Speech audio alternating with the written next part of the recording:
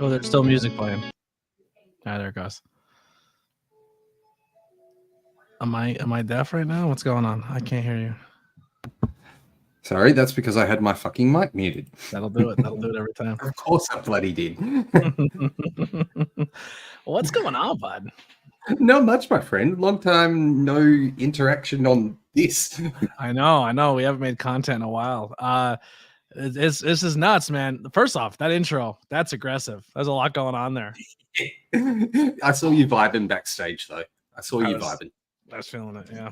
I don't know what that was, but I was doing it. That's a dance. That's not what you think it is. Get out your mind out of the gutter.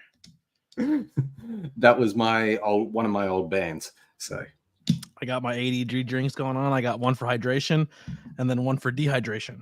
So we're gonna go. That is awesome. We got Pretty a few soon in the we're gonna chat have super already. chats, and I'm gonna be like, hit that super chat button on YouTube so I can go buy beer. That's gonna be the bit. We've got a few in the chat already. We've got Chris Jackson, we've got Lily, we've got DM, that guy Shrek, Myth of Wrestling. Yeah, we got a fair few now. Yeah, hopefully some people came over to hang out from the TikTok side. I was doing a TikTok live while wrestling was going on. That might be the move. I might make the TikTok live my live stream for wrestling because it's so easy to do and I don't have to worry about a lot. Somebody gifted me a cowboy hat, so I got to do like ABJ bot version. I was like, yeah, thank you for the cowboy hat. Yeehaw. That was kind of fun. Oh shit. So you were doing everything. And then what kind of beer is the question tonight? I am drinking my hometown beer, Yingling Brewing Company, our Yingling beer. It is from Pottsville, Pennsylvania, America's oldest brewery. So it's the oldest beer made in America, and it's right here by me. Also, just hit 100 or 800 subscribers over on my YouTube channel. So thank you all so much for hitting that first milestone. Now on to 1,000, and watch some videos. I need the watch hours, but also make sure you subscribe to Raz's channel, and let's. Oh, Chris Jackson's the one who gave the cowboy hat. There he is. Cowboy and hat. That guy Shrek was also on your They were both TikTokers, so they came from the TikTok side. So it's working. I'm getting people to TikTok to come over to join on the YouTube side. I don't do a lot of live content on YouTube, but we'll I try to make it special. Like if I collaborate with somebody, like when I go on somebody else's channel, I try to make it a special deal so more people can interact live. So I'm trying to I don't want to overdo myself, you know. Well, speaking of that, tell everybody where they can find you. All things Anthony Blackwell Jr. on all social media, YouTube, TikTok, the whole nine. It's everywhere. Facebook, Instagram, just trying to grow that brand. Facebook, I do have a personal account, Anthony Blackwell Jr. That's I have my personal one. If you add it, I may or may not add you right away, depending on what if your profile picture looks real.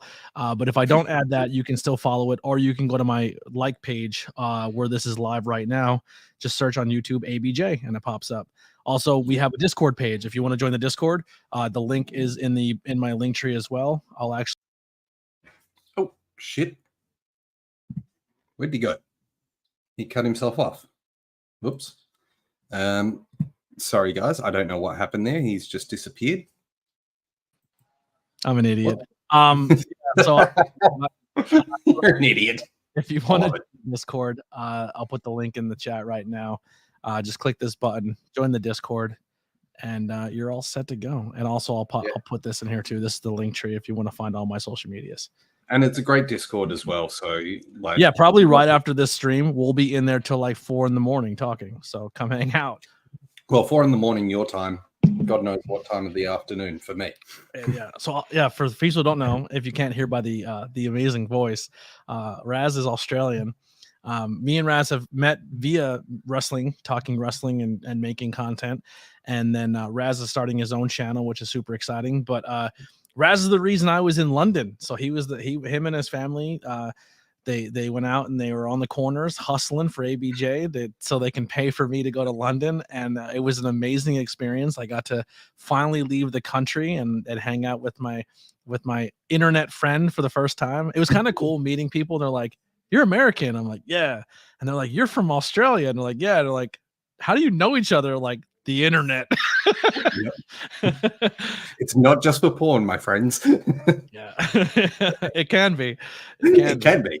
Yeah. I mean, it could have ended up being that content while we were in London, but Well, he thought you were British. British. I mean, Australia is like the same thing. They're owned by the British, so essentially, essentially, they just have more Australia, dangerous Britain, creatures. similar shit, different label. Yeah. So, what did you think of AEW tonight? I thought it was a good show. I thought Pound. Listen, I'm gonna sound insanely biased, right? I have most of my memorabilia on the wall is AEW related. I enjoy all wrestling. I like both. WWE in the last 4 years has not really won me over as a fan. Like their weekly wrestling doesn't do it for me. I feel like they never really make it worthwhile every week. They play it safe week to week to week, and then they make you just wait for the pay-per-view. And then when you see the pay-per-view, the pay-per-views don't mean anything unless it's one of the major 4 pay-per-views. So like usually your fast lanes and all your other pay-per-views are just kind of like, hey, this is something here, but the big stuff's going to happen on one of the big 4. So they kind of make you wait all the time. Where AEW is kind of like banger match, banger match, banger match. And both yous are not wrong. It's British Texas or British Florida. I totally agree. I love it. I love it. I mean, that's what I put in my audition form for Deal or No Deal. I said my friend describes me as Australian Texas. I love that. If you get on Deal or No Deal and don't say I love ABJ, I'm gonna be pissed. I'll be having the shirt. Wear the shirt. Wear the I Heart ABJ. Yeah, they'll kick you right off. They're like, yeah, you gotta change That's that. The plan. I'm gonna have the I Heart ABJ shirt on. Speaking of that, the I Heart ABJ shirt is now on Pro Wrestling Tees. There you go. So there when you go on Pro Wrestling Tees, there it is in all of its glory. There's Scissor Me Daddy Asses and I Heart ABJs. I love it. I love it. But so yeah, so we NXT I thought was a good show. I thought match for match we had better matches. I thought they made the show feel more important because we got 2 title changes. There was 6 matches on AEW and still a lot of promos and storytelling and story building for next week. So they didn't just throw away all the storytelling just to say, hey, we're going to bonus at the buy-in as well. Yeah, we got a buy-in match and then we got overtime match where NXT seemed like it banked on here's a bunch of guys from the main roster that are going to come down to make an appearance and interact with our roster. And all of our roster is going to be second fiddle to the main roster people. And I don't really think they built up the NXT roster. Like, remember back in the day, NXT won Survivor Series? Like, they dominated. They were the more dominant brand. And then tonight they were kind of the pushovers. I do think NXT did have some good matchups though. Like, I thought 2 of them definitely stood out to me, maybe 3. But I thought show for show, pound for pound, match for match, I thought AEW was the better show. I found it very, very interesting that how the 2 different shows started. That you had AEW starting with a title, like with a match, and Bryan Danielson versus Swerve Strickland as the opening contest. Yeah, and then you had Cody making his announcements, which one of those announcements ending up being something that they do every year anyway. Yeah, so it wasn't the Dusty Classic. Yeah, the Dusty Classic was kind of like a shoe-in. I think a big missed opportunity tonight for NXT, which we'll get to later on when we get to that. They had an opportunity to do something kind of cool tonight, but didn't do it. But I don't know, man. It's just kind of like WWE as well. It's like, oh, well, all of a sudden, because there's competition, tonight we're going to give a shit about NXT, but every other night we don't. Like, if they put the same energy into NXT weekly that they did tonight, more people would be there for it. Like, if you talked about NXT more on your main roster showing to be like, hey, go check out NXT every Tuesday, people would give a shit about it. But you only care about it when there's competition there. It doesn't seem genuine. And maybe I'm just a biased fan or I'm kind of a hard fan, but like John Cena standing in a corner, LA Knight as a special referee, Paul Heyman in a corner, and Cody Rhodes talking and doing a promo aren't enough for me to say that's enough for me to watch your wrestling show. Like, I want to see Matt. At the end of the day, I want to see wrestling. Like now, if they would have said Cody Rhodes is like, you know what, you want to prove that you're a big dog, Dragunov? I'll wrestle you tonight. Like that would have been like, holy crap, Cody's wrestling on NXT. Like that would have been a cool moment. But for me personally, I would have gone and been just like, well, that's just another dig at AEW. Yeah, that's what I would think, because it's bringing him in onto NXT when AEW's scheduled to go head to head. It's kind of like if you're a quarterback, right? And then you show up and everyone's like, "Hey, can you throw a pass?" And you're like, "Nah." Like, you show up at a wrestling show, we want to see you fight. We want to see you perform. We don't want to see like you talking to a mic. It's kind of boring like that. Like I think if you're gonna put the gloves off and you're gonna box with your competition, then show up to fight. Yeah, and I think Myth has it right here. Myth of Wrestling. If we'd got Cody versus Ilya Dragunov, sick. It probably would have secured NXT the win for the night. But yeah, Cody wins, but it's non-title. But you make Dragunov look like he just took Cody Rhodes to the limit, and it's a win-win for both guys. Yeah, 100%. So tonight we started the show early because we got the buy-in on YouTube. Yeah. With Eddie Kingston versus Minoru Suzuki. What was your opinions on that match? I enjoyed it, but it was a lot of the same what we've seen before when they wrestled last time. Yeah. So standard Minoru style match. It's an old school strong style New Japan match where both guys just kind of went out and went through the motions. Yeah. Yeah. I liked it though. Like I like the fact that we still got to see Eddie showcasing with a New Japan guy, and it's always good to see Suzuki in a ring. Mm-hmm. Yeah. Now, what did you think when they had TK backstage? It didn't really do it for me. I can care less. Yeah. But the change of the match from Moxley to Orange Cassidy. I was shocked. I said, okay, we're not getting. So when I seen Mox in the card, I said, oh, this is a title switch again. And then when Mox doesn't come do it, I'm gonna be honest. He's concussed. But a concussed guy does not jump around and dance around and scream on commentary 2 weeks ago. You know what I mean? Like, so I don't get their move here, but I don't hate it. And we get a new champion with Orange Cassidy, and I'm super excited about that. And yes, I can. We get Orange Cassidy as the new champion, which I'm pumped for. I thought he had a really, really good run previously.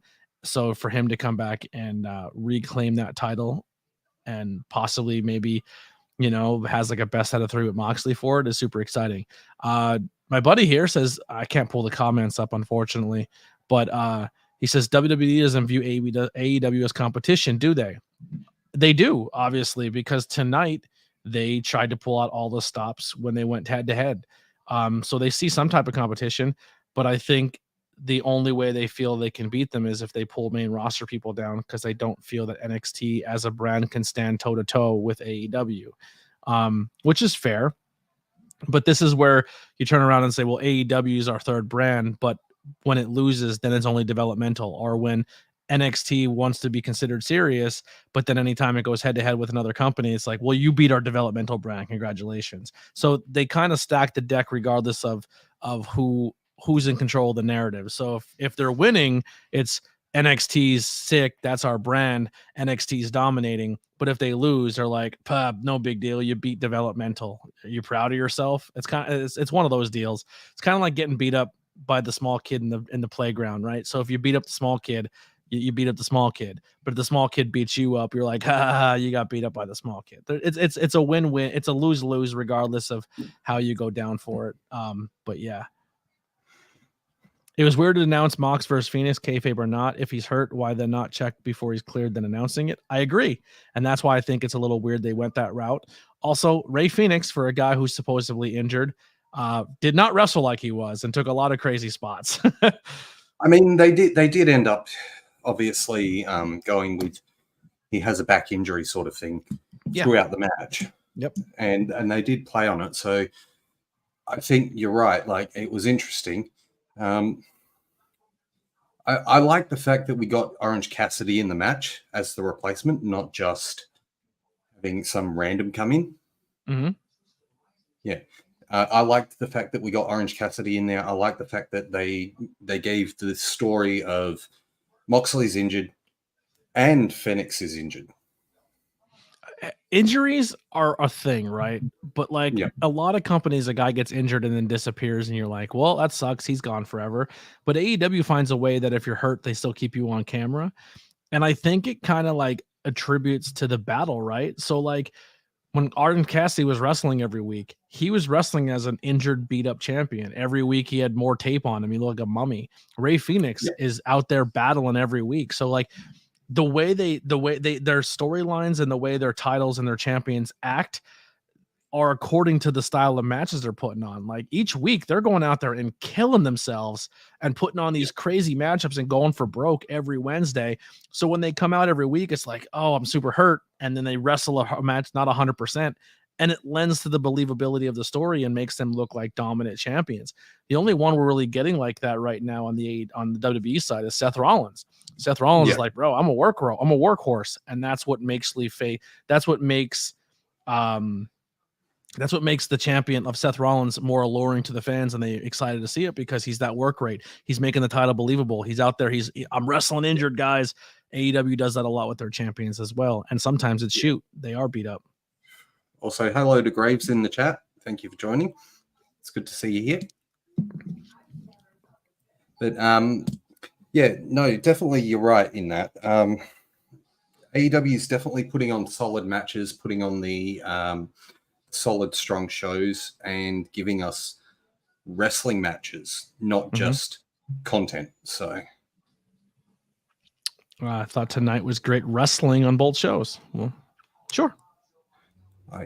I would have liked more wrestling out of one show and less backstage, but that's going into the show. That's what we knew that AEW was going to lean on. They were going to lean on those main roster guys and their segments and their bits, and AEW was going to lean on their wrestling. Yeah. That guy Shrek Moxley needs to be on commentary more. There was a reason he is not on commentary now. Yeah, because he gets a little nutty. I agree. I sometimes it happens. Sometimes you get a little excited on the match and stuff flies out of your mouth. I've been there. I lived that life, Yep. And it's great that all my commentary is behind paywall on Fight and Premiere and IWTV and YouTube, so you can say whatever you want. And he was using language that was not deemed fit for TV. So, I mean, it was on pay-per-view though. That was the thing. So, well, the buy-ins were on Facebook, right? I think so. I think they were on Facebook. He did the one buy-in. They were on YouTube, definitely. Yeah. So, yeah. But so opening the show, we get Christian in the production truck. Very old school style with that. I love that. I love the fact that they gave us a nod back to when you had the early shows on like the weekends and stuff like that. The AEW had their not usual, sure, but I mean 2 title changes on weekly television is something that doesn't happen very often. And NXT did exactly what NXT was going to do. They leaned on their legends.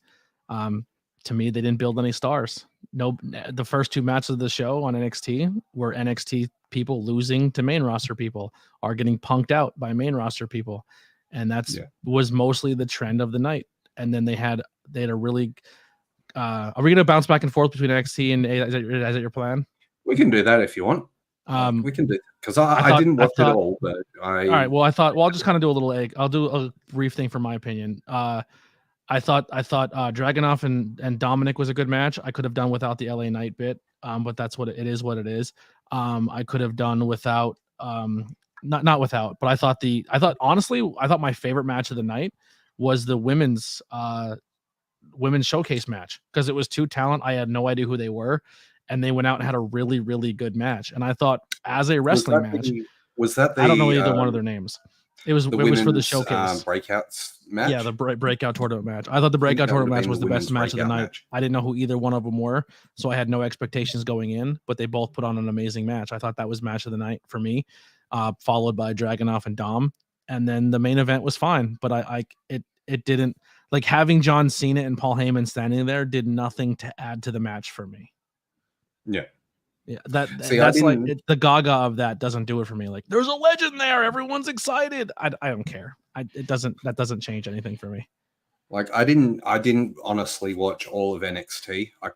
I turned it off after probably just after the Cody promo and the start of the first match. Yeah. I couldn't really keep watching. The promo was.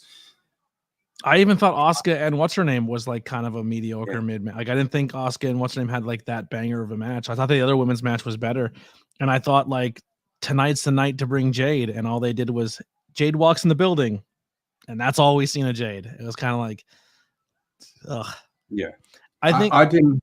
LA Knight's character being over is also, for me as a fan, taking away from LA Knight, because I hate to be the negative Nancy here, but just like when wrestling fans do the what all the time, it becomes like the mark thing, and it becomes annoying and takes away from a good promo, and it takes away from certain things. So like, like every TikToker's, it's like, we get it. You heard it when we were in London, ABJ.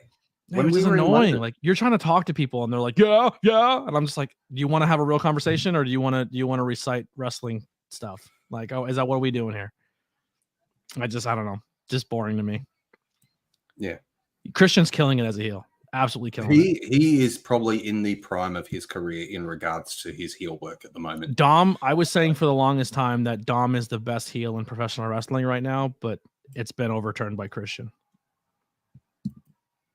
Yeah, I agree. I thought the squash was a squash, but it was necessary. But I didn't have a bad match. I didn't think there was a bad match on Dynamite. I thought the women's match, the women's showcase match, though, was better than the title match on AEW with Saraya. And one thing I like about the squashes that they're doing with Wardlow at the moment is they're not just basing it on enhancement talent.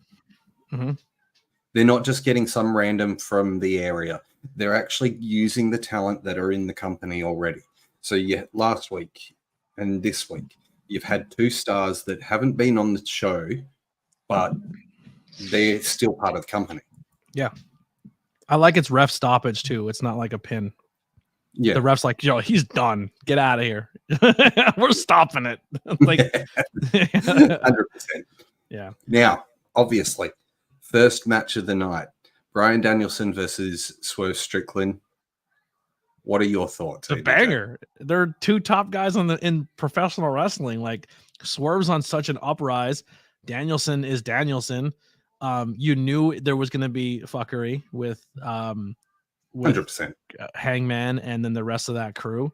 Thought it was a fun match. I thought it was really good. I like the fact that they intertwined Hangman into that.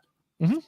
Yeah, that they didn't just throw that feud away, and they've intertwined his story with that match going on. Oh, someone was spamming symbols, and Nightbot got you. Oh, Nightbot got you, Alex. Alex, be careful. You get banned from it. That's how Mick got banned on my channel. I don't know how to unban him. I try to go through and unban him on my thing, and it's a bot ban. I didn't know how to fix it. I'm going to be honest, though. I don't like when two shows are simultaneously happening. It was hard to pay attention. I'm going to be honest. Like, I was missing certain things as I was watching the other, and NXT was so heavy with promos that they were doing like 15-minute long promos while a match is going on. And I'm like, well, I want to hear the promo so I can hear the direction of the and the flow of the show and how they're going to do it.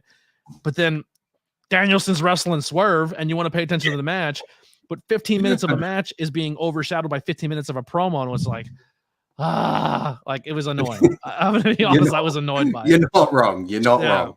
Like, I found that Cody was just dribbling on for a bit. Then you obviously had Ilya come out, and he then Dominic, and it was just like because it's like watching a movie, right?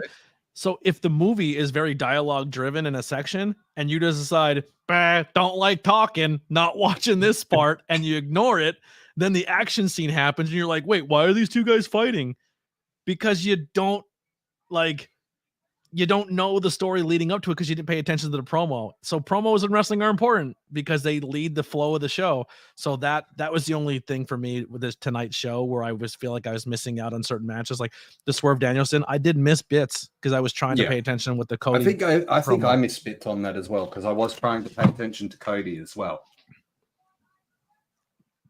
Yeah, it was tough, but overall, I thought it was a great match. Yeah. Next up, we had the Samoa Joe video. Didn't see a second of it. I'm gonna be honest. You didn't see a second of it? Okay, so it's a continuation from last week's video. Basically, him saying that he wants to go for the AEW title again. He's going to start by showcasing that this weekend on Collision. Yeah. So I think this is a good move. I think this is a smart move that they're actually building and they're using vignettes and stuff now. They're starting to actually realize that you can't just rely on the wrestling in the ring to sell the story. As much as they do sell a story, you can't just rely on that, especially with people watching the shows. Yeah. Because unfortunately, some people don't watch for wrestling. They watch for entertainment purposes. Totally agree. Yeah. Next up was Jericho versus Hobbs. I was in and out of this match. I kind of figured Hobbs was going over, but this is like that was a match where I leaned a little harder on the NXT side of things because that's when we had that was the Asuka match, I believe. Okay. Yep. Yeah. See, but Hobbs with the big beatdown, which then led to a backstage beatdown a little bit, or a backstage segment. And then later on in the show, they announced that Jericho had to go to a medical facility or a hospital. I think they said hospital. They said hospital. AEW says hospital. WWE says medical facility. That's a Vinceism. But I think Jericho is going to go away for a while. I think he's going to go on tour, which makes sense. And you made Hobbs look like a superstar, which is what your intention has to be. I think it's about time Jericho took a bit of a break from the show. Gives them a chance to build it up and get there and build up the younger talent. And Tantalizing Tony, welcome to the chat. Thank you for showing up. Hey, thank you. Yep, hit the likes. Next up was the Adam Cole video with him at Roddy's place. Yeah, with no cell phone service. They're out in the middle of nowhere. Yeah. So a lot of the promos on the AEW side, it was hard to hear because I couldn't get the volumes where I needed them to be. And I was also supporting another content creator, Talk of the Ring. She was doing an interview with an independent talent. So I was in the chat there. So I was watching a podcast, watching AEW, and watching NXT at the same time. Look at you multitasking. I try. It's hard to follow other people's content and support everybody and not just support, but like be in the chat and engaging and chatting and talking, because comments and engagement make your channel more popular. So, and she struggles. She's still very like at a point where she's not getting a lot of people watching live. And I knew she was going to hurt a little harder because she's going live on the same time as two big push shows. So I wanted to go in there and show her love. I did. It's right there. He sure did, Axel, and it was fantastic. It was a great. You missed it. You did the unboxing in the Discord, and you missed it. I will be making a video that'll pop up tomorrow morning. I'll do the live unboxing in 60 seconds, and I'll go on all shorts. So that'll come soon. Nice. So with the Adam Cole video, we had him mowing the lawn, and then wanting to leave. And real quick in the chat, Monkey says, Harley, are you going to be at PPW this weekend, Monkey? If you are, you may see ABJ at PPW. So just saying that. Just saying, if you're going to PPW, I'll be there. But go ahead. There you go. There's a sneak peek. Sneak peek for those in the chat. PPW this weekend. Where is this show? I have no idea. they're in a new venue. I haven't been at this new venue since my departure and since my car and stuff broke down. But Joe Ruda, who I just recorded an episode with, invited me to come out to the show. So I'm going to go out and hang out with him, who's the new GM of PPW. So I'm going to support the new GM and hang out there. Yeah. That's awesome, dude. That's really good. With the Adam Cole video, we had him mowing the lawn. He wanted to leave. Roddy wouldn't let him, gave him a Next Strong shirt. And then it ends with him wanting to go to try and get this surgery. But they say, he says, I've still got something I need you to do. And he's like giving him chores to do so he can't go get surgery so he can get better. Mm-hmm. Even though Instagram has shown he's gotten the surgery. Kayfabe's dead.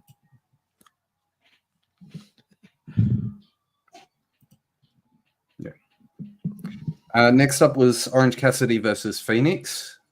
We kind of touched on this one a little bit. Fantastic match. New champion, Orange Cassidy. I'm not surprised they pulled the trigger and did the title change. I thought, though, it would have been Moxley because of the original match. But I think putting it back on Cassidy is a very, very, very smart move.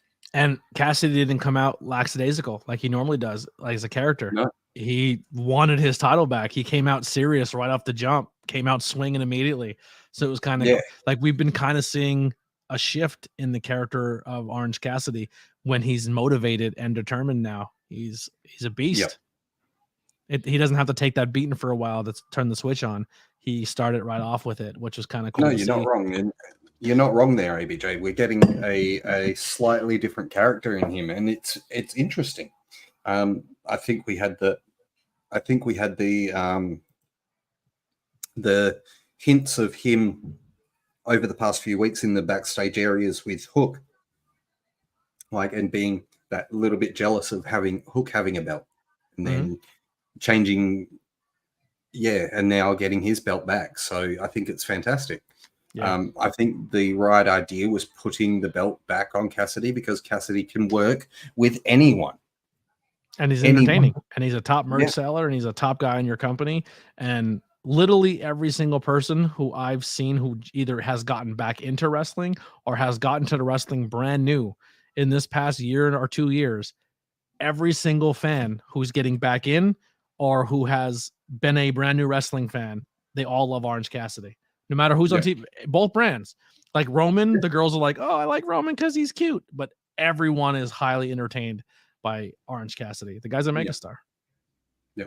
So we've touched on that one. We know the result of that one. New international champion. Fantastic move on AEW's part. Next, we went backstage with Toni Storm. And we also got her video, the first of the videos tonight. Yeah, once again, another promo I didn't get to hear of a lot because I was bouncing between the 3 pieces of content. So, but what do you think of the new Toni Storm? I love it. I think it's super entertaining. Yeah. I think she's really over the top. I think she's really, really good.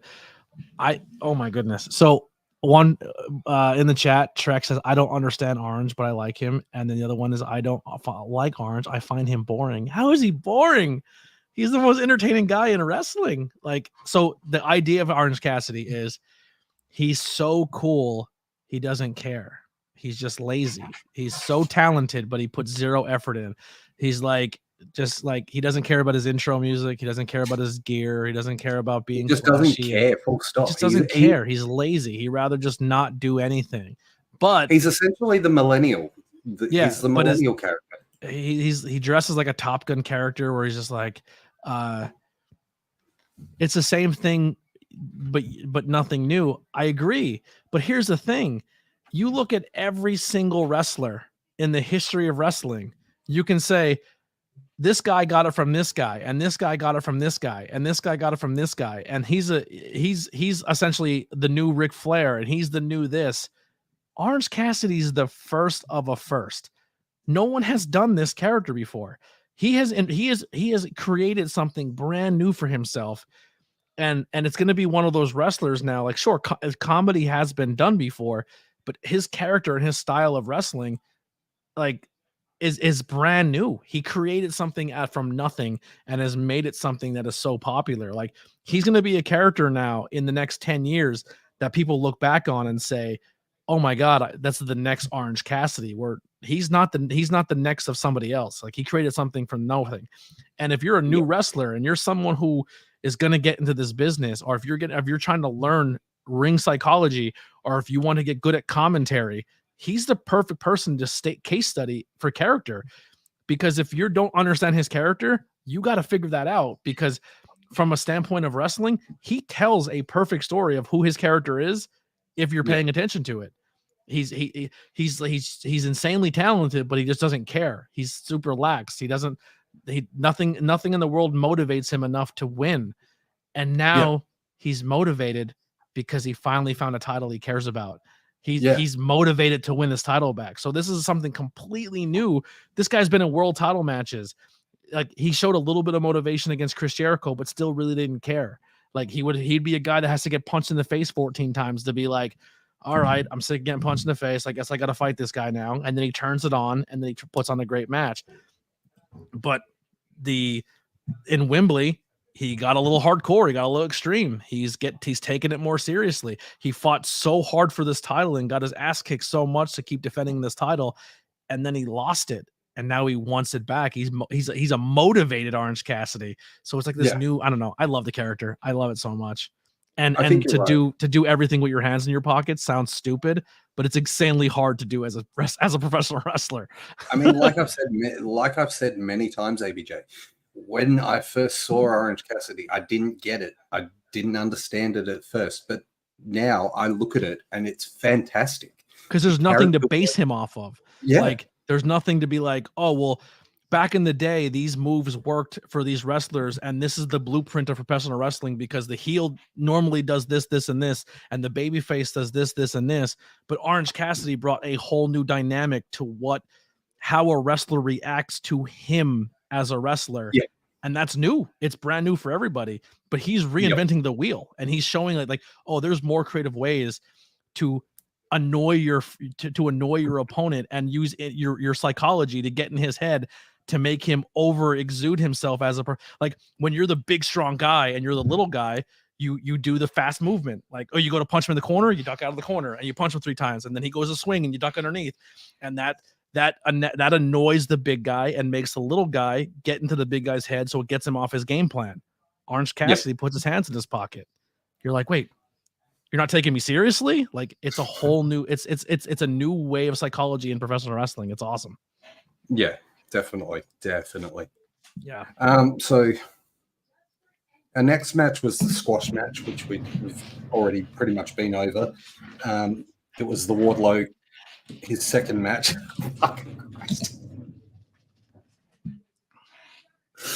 All you need is some denim now. Somebody buy me a denim jacket. They're super crooked. They fell off that dresser like 14 times. They're actually Orange Cassidy's too. They're in a little in the corner. It's hard to tell, but there's a little thumbs up there. I mean, Axel's exactly. We've had the same Roman since Roman started. He hasn't really changed. Like, same John Cena. I mean, John Cena kind of went from the rapper. John Cena did have a couple of character changes over his time, but for 15 years we pretty much had the same John Cena. Yeah. So, yeah, I agree. Taichi's another. The difference is Taichi wishes he has the merchandise sales of an Orange Cassidy right now. You're not wrong. You're not wrong. No one's coming to the arena dressed as Taichi. There's about 100 people every single wrestling show dressed as Orange Cassidy. Yeah. Next was Daniel Garcia coming to see Jericho backstage, where you had Renee, and then that was before before Jericho gets taken away to the hospital. Yeah, clearly.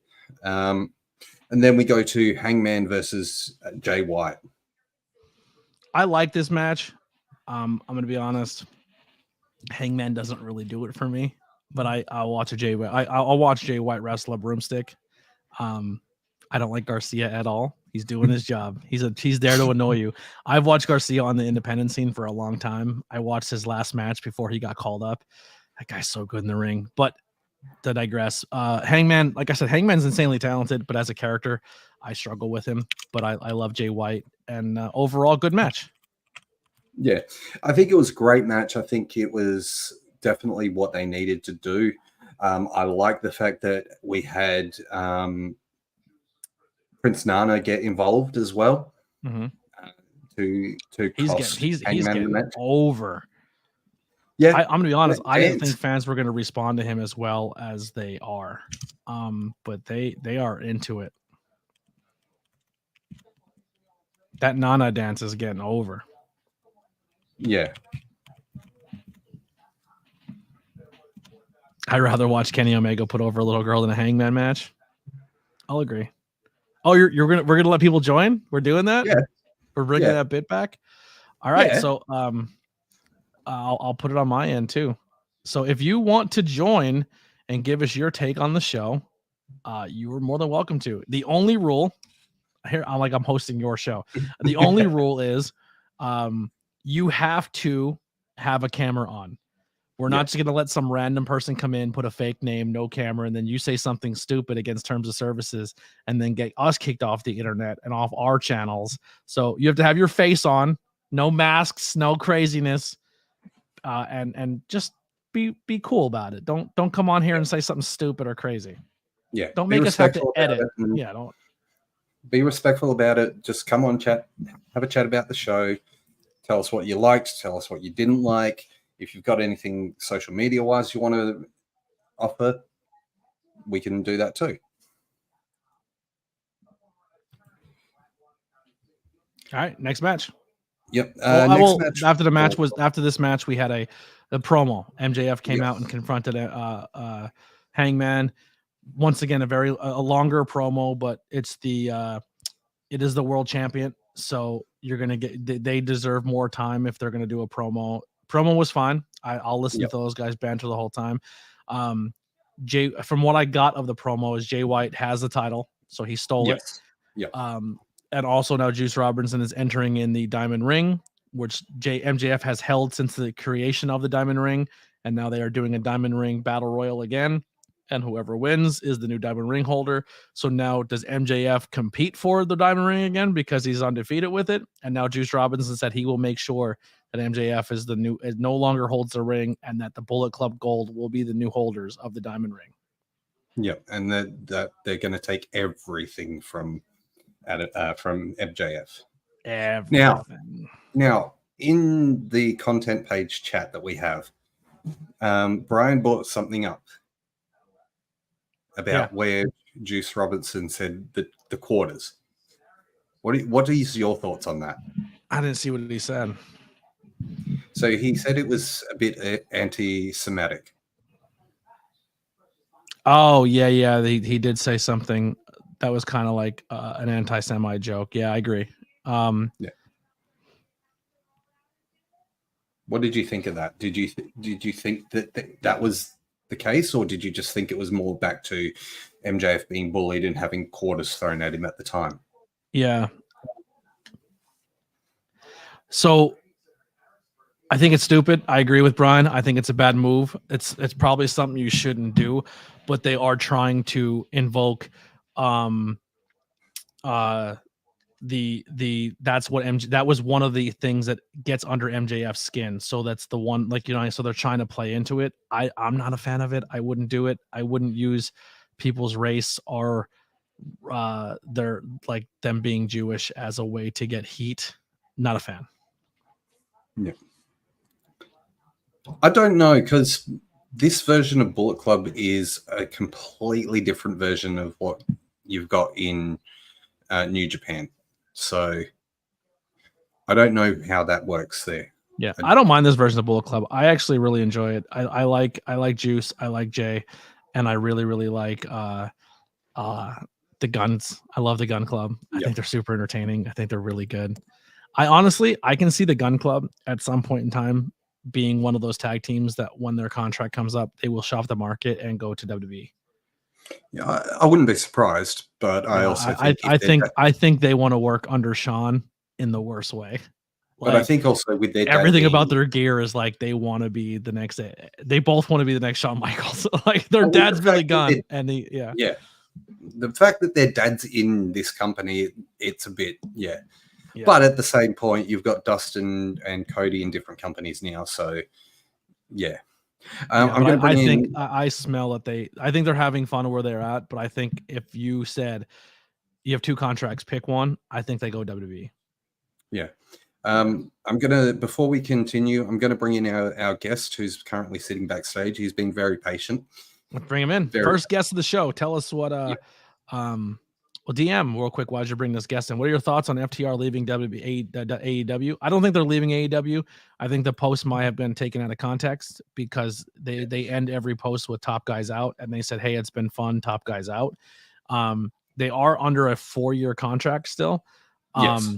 But do I think if somebody legit went to Tony Khan and said, "I'm not happy here. I don't like being here. I want out of my contract," and you're a big enough name, I can see Tony Khan letting you out of your contract. I'm being honest. I think Tony Khan is trying so hard to not be what WWF was, where WWF will hold you under your contract and just not use you and just make you miserable at your job. Or I think if you were truly, truly miserable at your company, I think AEW would let you out of your contract. Cash is injured and he also has some possible legal things coming up. But but do I think that FTR makes it their full 4 years under their contract? No, I do not. Yes, I know. We've gone into that on the Discord on why you think that's the case. I don't. I can see where you're coming from, but I could be misreading it. I could be completely wrong. I have no inside information, but I don't think FTR and the Bucks get along, and I don't think it's going to make it any better after the way the Bucks and the Kenny situation happened with CM Punk. I don't think that's going to help make their relationship any better. Yeah. I just want to address this one quickly. Bullet Club Gold versus Bullet Club at Forbidden Door 2024. What do you think? So when you say Bullet Club versus Bullet Club, are we getting like what Bullet Club members are we going to be getting from the Japan side? Well, Dave Finlay is obviously one of them. Okay. So it would have to be someone. It would have to be decent. You'd have to have the decent Bullet as Club long members. as you make sure Ace Austin and Chris Bay are in that in some form, I'm with it. Yeah. If you do that stable and you can't get Chris Bay and Ace Austin out of Impact for that, I don't care. But if I can get Ace Austin and Chris Bay in the Bullet Club versus Bullet Club Gold, and I can see them go up against Jay White and Juice or the Gun Club, I'm with it, and I think it's a fun match. But that would be the only thing I'd have to see. I would have to see I'd have to see Ace Austin and Chris Bay a part of it for me to care. Steven says he'd rather see Jay White versus David Finlay at Forbidden Door. Not going to lie, I'd like to see that too. The ones I want to see come in, the ones I actually want to see come in are the Guerrillas of Destiny. They're saying in the chat, Dogs of War. I don't know a lot of New Japan stuff. I'm slowly still getting into Japan. So I don't know a lot of people. So I'm still slowly coming Anyway, into let's bring in our first guest of the night. Yeah, please. I'm sorry. We're making them sit back there. Depending on who it is. If you're a jabroni, we're kicking you out. Okay, no, that's not. Get him out of here. Get him out. No, I'm joking. There we go. If I'm a jabroni, then I probably wouldn't be wearing this. Now, look at that. That is a 1 of 1 currently that has been shipped to someone's house. ABJ Street Team shirt. There it is. You want to join the Street Team? In the Discord, let me know you want to join the Street Team. And all I need is agreement that you're going to help share content and push the ABJ name and join the cult. I mean, Street Team. And we will make sure you get an exclusive t-shirt. You get a free t-shirt is if you share my content. If something comes up, you hit like, you hit subscribe, you do all that fun stuff. Can I say, don't drop the C word right away. I know, I keep forgetting. Like we're not supposed to tell them it's a cult right away, but we're trying to make it a cult. Like at least a fun cult. You know what I mean? Like I don't want the government to raid us, but we're gonna have cool like sex parties. We've got to bring them in slowly. Yeah. Slowly. My bad. and now I hear the police sirens going off. Yeah. That's just the pizza I want to get delivery. so popular. I'll be sitting there. He's got the whole world in his hands. Anyway, Link is in my chat again if you want to join in and come talk to wrestling with us. yes. Hey, Raz and ABJ, I got a Scrabble Time out clue real for quick. you. Also, Go. all shirts made by Lily. Yes. And follow her on social media on Instagram and YouTube by Witchcrafts by Lily. She's been making a ton of logos as well as Hunter for me. So they've been my logo people. She Made even did this for me. I don't know about that one. That one's copyrighted. I don't know who made that. You found that at a thrift shop. Well, no, yeah, that's true. Yeah, I don't that know. accidentally appeared in the mailbox. No Yeah, idea where that came from. Yeah, I don't know where that came from actually. Anyway, Not where the donuts, heck but we will eventually get to a Kool-Aid spot. You know what I mean? There'll we be a have donut. cookies. No, there will be a donut, but it's just probably not a flavor that you will enjoy. Yeah. It'll look like a Unless you're donut into when we're that sort done. of thing. It'll look like a donut when we're done. Anyway, Raz and ABJ got It'll look like a glazed Canceled. donut when we're Canceled. done. Yes. We're done. We're canceled. you silly geese. All right. Hunter, what do you got to say? Well, first of all, I got a Scrabble clue for you guys. Building on the letter M, 9 letters in the word, and the clue is it's what AEW turned NXT into tonight. Mincemeat. You got it. There it is. Mincemeat. AEW was fantastic tonight. Honestly, I really don't have any qualms about the show tonight. Everything was fantastic, right from the opening bell right to the end of the main event tonight. Everything was fantastic. I really couldn't say the same about NXT, but then again, I didn't watch NXT tonight, so yeah. Well, it's hard to say that one's better than the other if you didn't watch both. I watched both. But NXT, I've been just say watching. I've been looking at the NXT socials. So yeah, NXT did exactly what I thought NXT was going to do, and AEW did an AEW show. Why change? Like honestly, like don't fix it if it ain't broke. Like I feel like you and I are on the Wednesday same wavelength tonight. That's exactly what I was going to say. If it ain't broke, don't fix Can it. I just say to that Shrek guy, no need to say sorry for the jokes. No, we're all about jokes. Trust me, when you hang out with us more in the Discord, you're gonna realize that you're one of the same with us. You're gonna have a good time. Yeah, of course, 100%. Especially during the evenings. Yeah, the late night Discord. That Shrek guy reckons that we needed Kenny Omega on the show tonight. Nah, they were okay without Kenny Omega. To be honest, they were no Moxley, no Kenny, no Young Bucks, no Sting. Trying to think of some other big names that were not on the show tonight, and still put no Adam Cole because he's hurt, and still put on a banger. I mean, we got an Adam Cole video, but they did just fine without Cole video. But yeah, you're right. No major super names. It's here's another thing I'll kind of fanboy a little bit with AEW. AEW can give you their A, B, C, and D team, and their D team, if used properly, could be as good as AEW's A team or WWE's A team. So it's like if you look at it, you look at like D team player, D list players. We're going from A to D, right? And we can keep going further down, but we can pull out a Malachi Black. They could pull out a Miro. They can pull out like 4 other names that they don't use very often, and put them against main roster WWE and still have the star power to put together a show. They're very loaded with a roster. Precisely. That's why AEW did so well tonight. They didn't. Yeah, they did have MJF. I did forget MJF. Yeah, and no MJF wrestling. He didn't even wrestle. No, not at all. Adam Cole didn't wrestle because he's hurt. MJF didn't wrestle. He did a vignette backstage. We didn't see Omega. Didn't see Moxley. Didn't see any of the the top tier names.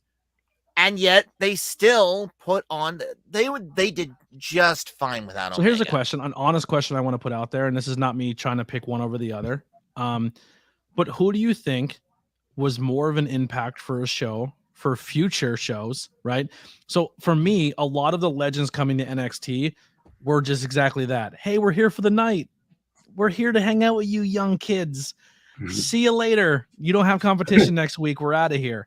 So does 4 John Cena promos equate to the 1 MJF promo or the 2 segments with MJF? Because at the end of the day, if you look at it, Cena's not going to be there next week. So all of that Cena stuff that we had was just fun for tonight. It was a fun bit for tonight. Where everything we've seen on AEW, if we tune in next week, it all carries over. Where 90% of what we've seen on NXT tonight, if you're like, I'm in, this is fun. John Cena was here. Paul Heyman was here. Cody Rhodes is here. I can't wait for NXT next week. And then you tune in NXT and you go, where's all the cool people at? You know what I mean? Like you're not really building an audience for you're essentially throwing a Hail Mary for the one show tonight where AEW is like, we don't have to go hard in the paint. Just keep doing what we're doing. And next week when you tune in, it just keeps carrying through. They were trying to be desperate. That's what they were trying to do. They were just putting on a super show. But like what I'm saying is I don't think it translates for future episodes. Exactly. Yeah. It really doesn't, especially considering that you think Cena would beat MJF in a promo battle? ABJ. It'd be fun to see. ABJ. This was you just a second ago. Yeah. It's pretty much it. Yeah. I'm the old guy. 100% that was you. Yeah. Well, I'll tell you this much.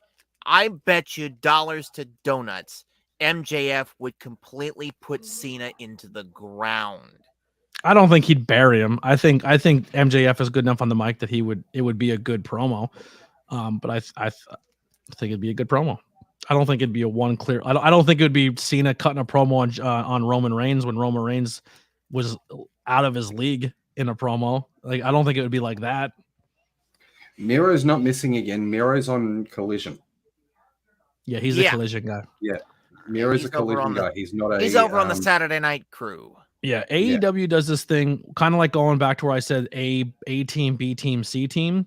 AEW kind of has this thing where they say like, okay, this week is going to be like this group of guys, and then next week we give you like at least, especially when they even had one show to do and they only had Wednesdays, it would be like this Wednesday is going to be this group of guys and these storylines, and then next week it's a small mix of that last one, but more or less this group for the like B group, and then next week is C group, and then you get a mix of all three.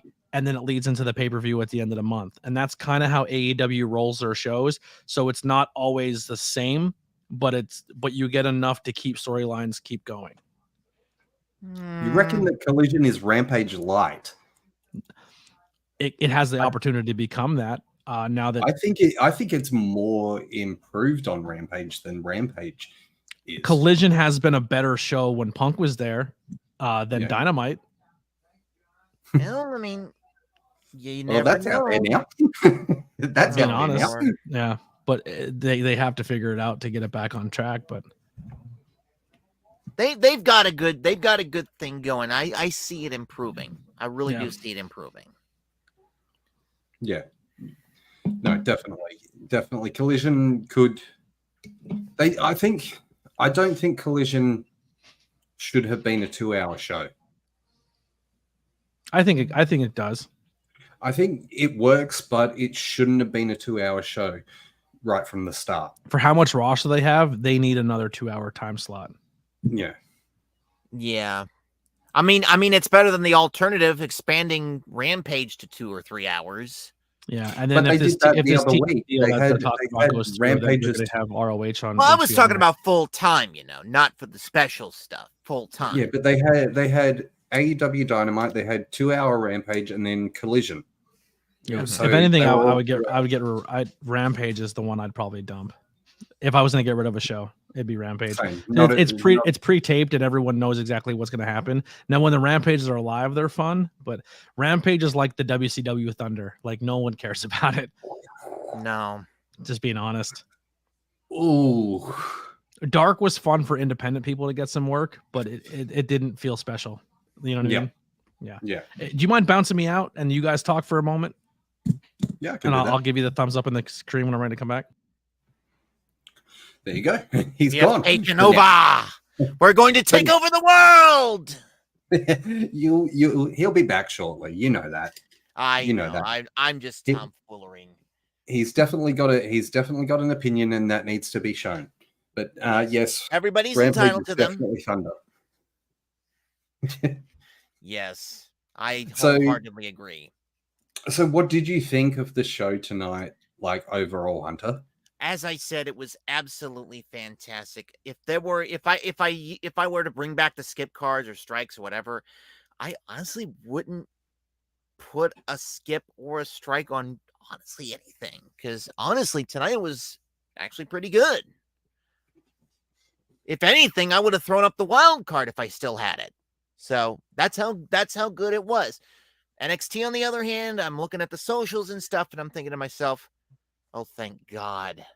Thank God I went just this one time. Go that way instead of that way. I know I mischase you, but you know what? Hey, But you got to cut your loss. You got to cut your loss.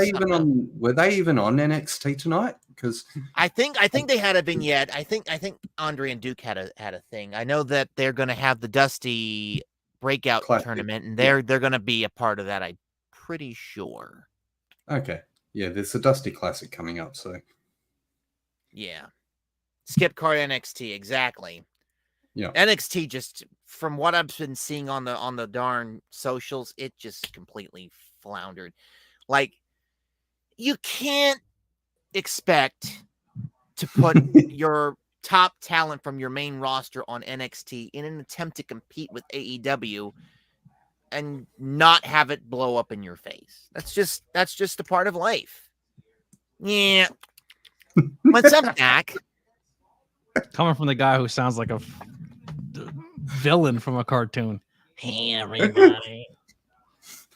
he just needs to go put more mayonnaise on his hair. To be fair though, Axel, I can do a pretty damn good Bugs Bunny impression. Okay, just so you know.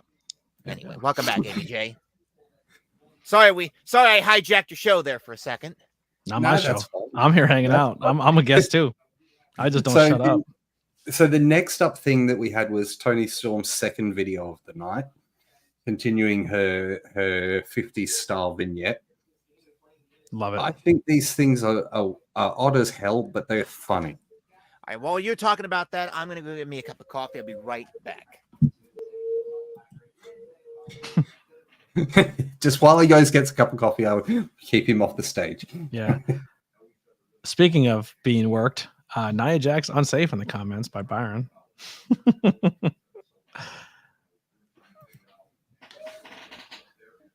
Borat, come in the chat. Come and do it.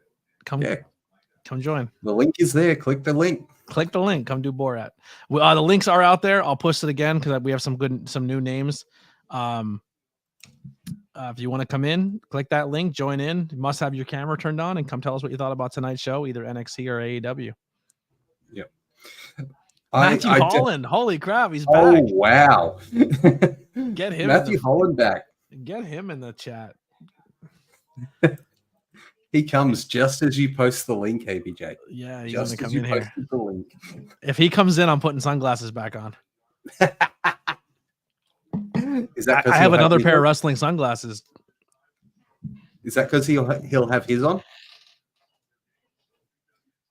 So I have Orange Cassidy sunglasses. Hello, Matthew Holland. It's good to see you again. And then the other famous wrestling sunglasses. We got some They Live Roddy Pipers. Oh, wow. Raz, you look different with these on. You look more British. It's a conspiracy. Australia's not real. Yeah, I was really in London the whole time. Yeah. He was just like, he thinks I flew here. I live under there's a whole like subculture underneath the ground. Yeah. It's a giant cave. We have our little bit of sunlight that comes through. Yeah. It's all artificial. It's all artificial. It's all in a secret warehouse.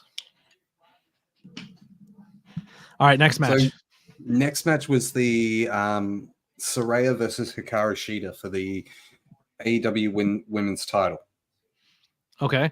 Yeah, so I sometimes I get a little nervous with Saraya matches because I feel like they still have been protecting her and she's not able to go fully out. She did a lot more in this match. She took the German suplex to the apron. She did a lot more spots that were like, oh, she's working here again. And I said, okay, maybe.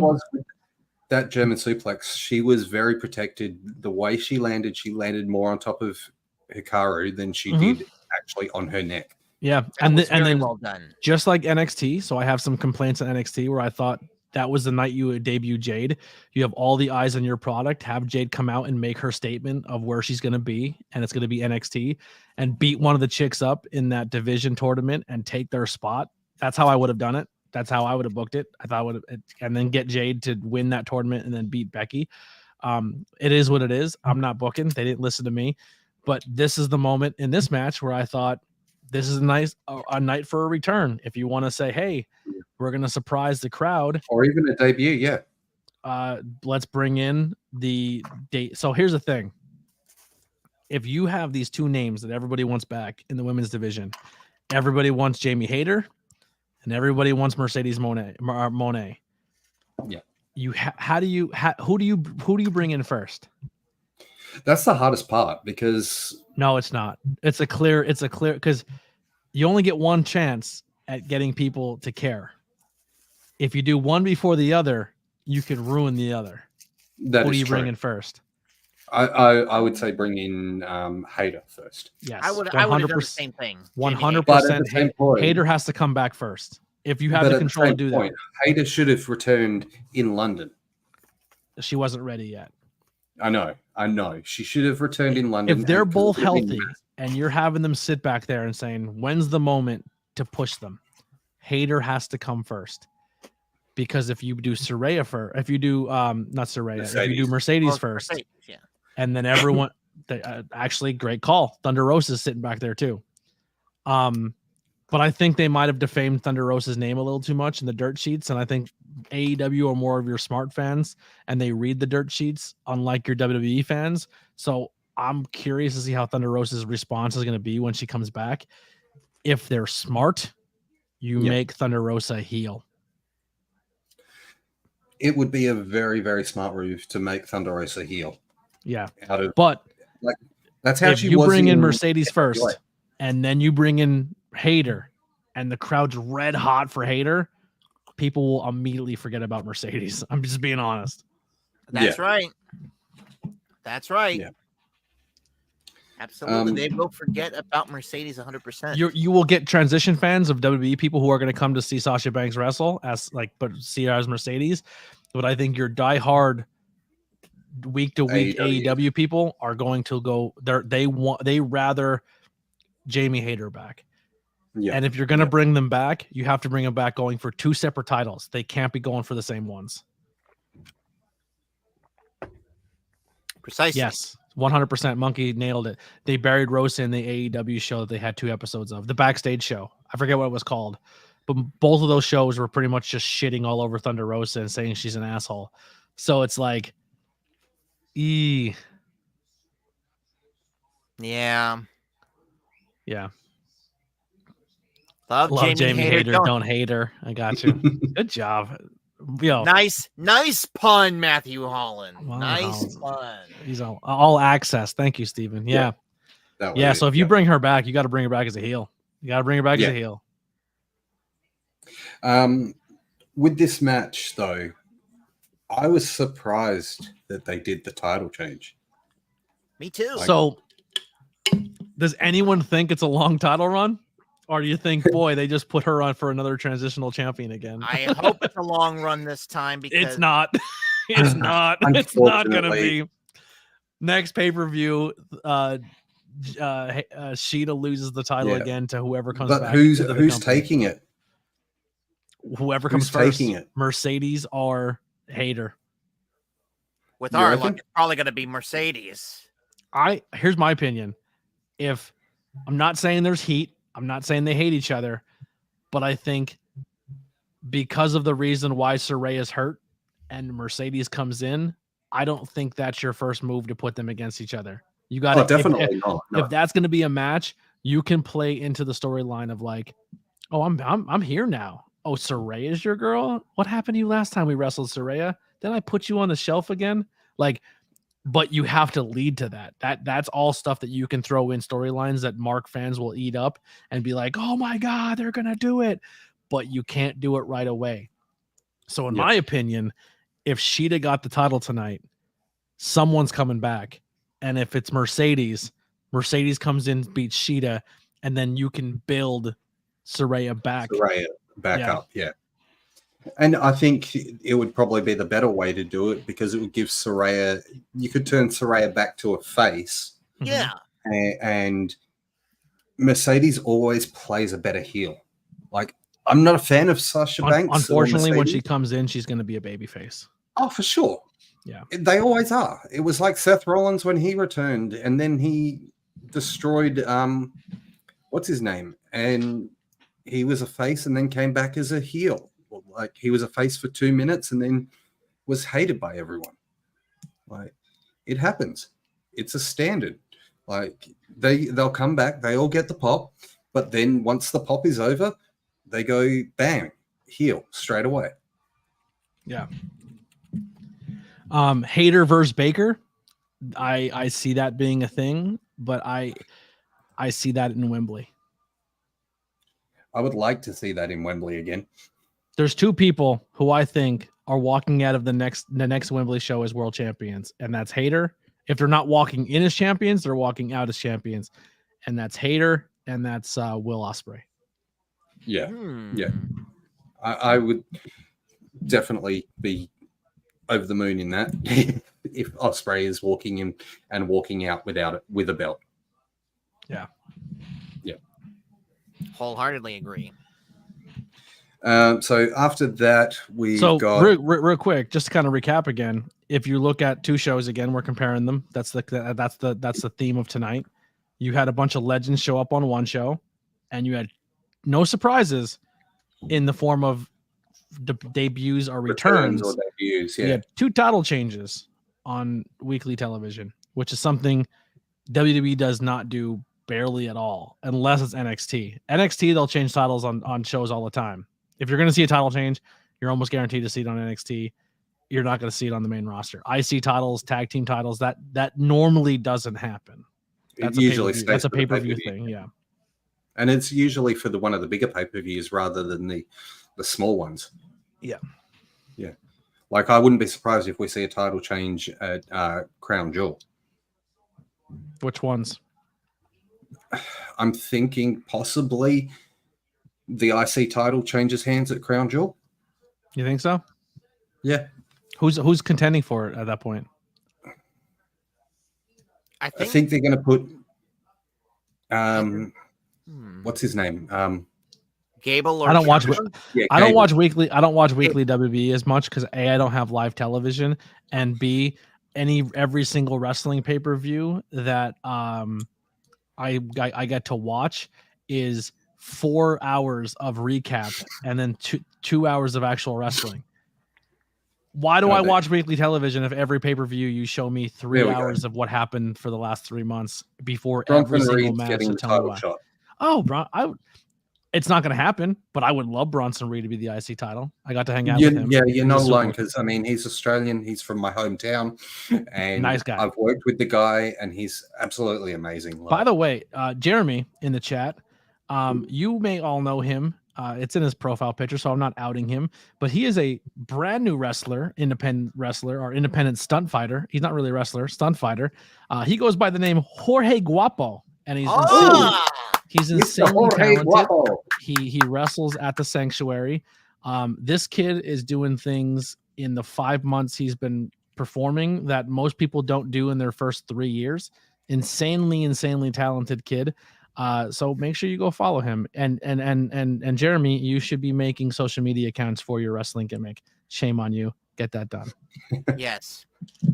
Actually, I got to referee my first main event in a professional wrestling, a professional stunt fighting fight with no ropes, which was crazy. And it was Jorge Guapo, or like I like to call him, George. Look at you go, ABJ.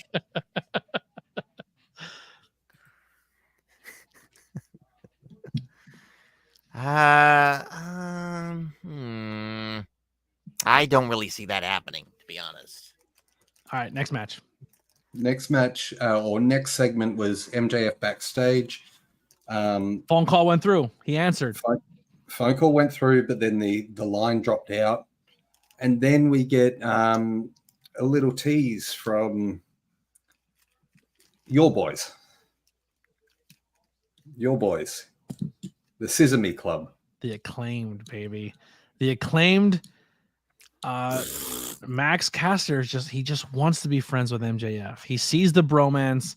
They've known each other for so long. They're buddy. They go way back to their training school.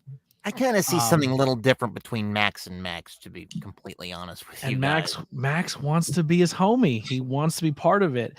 Now here's my take. And Hunter, you may not like this, but MJF and Adam Cole is hot right now. It's hot. People love it. People want to be part of it. People want to be in on the joke. At first, it was MJF hating the fact, or Adam Cole hating the fact that MJF was trying so hard to be his friend and you didn't want to buy into it. But now the Acclaimed and Max Caster wants to be MJF's friend.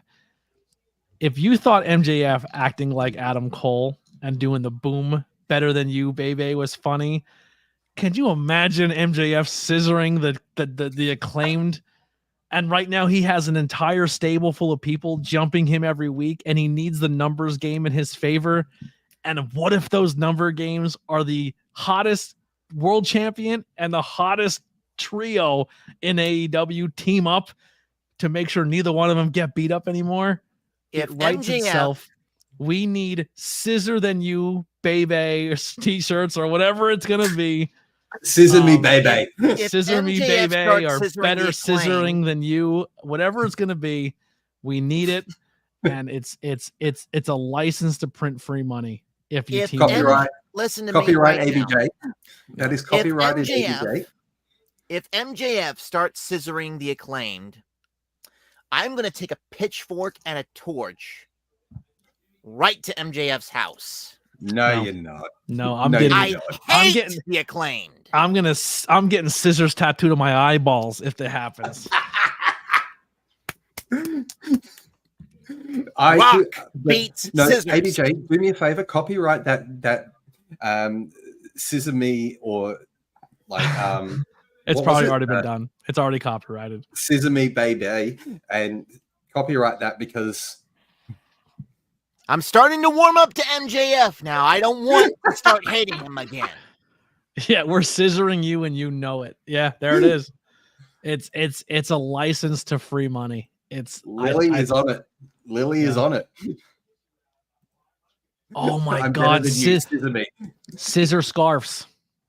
Yes. The scarves have the scissors on it. We are printing gold. Yeah, AEW, listen, this is what you need. We have ideas. We have ideas. Hire us. MJF doesn't have friends. He needs friends right now. And what better way to do it is you team up your two hottest acts. And MJF is doing amazing comedy work. Put him with the Acclaimed. Although I like this one. I'm better than you. Scissor me. That would be amazing. It has to happen. It needs to be hot pink and Burberry. It needs to be hot pink and Burberry. Burberry, yeah. Burberry instead of it has the hot pink and blue. Hunter, you're a killjoy. You're a killjoy. That'll be the most fun ever. Also, if you want to donate to the ABJ fund, listen, I'm broke, but if you send me money, I'll go buy one of those Acclaimed titles. I want one of those titles so bad.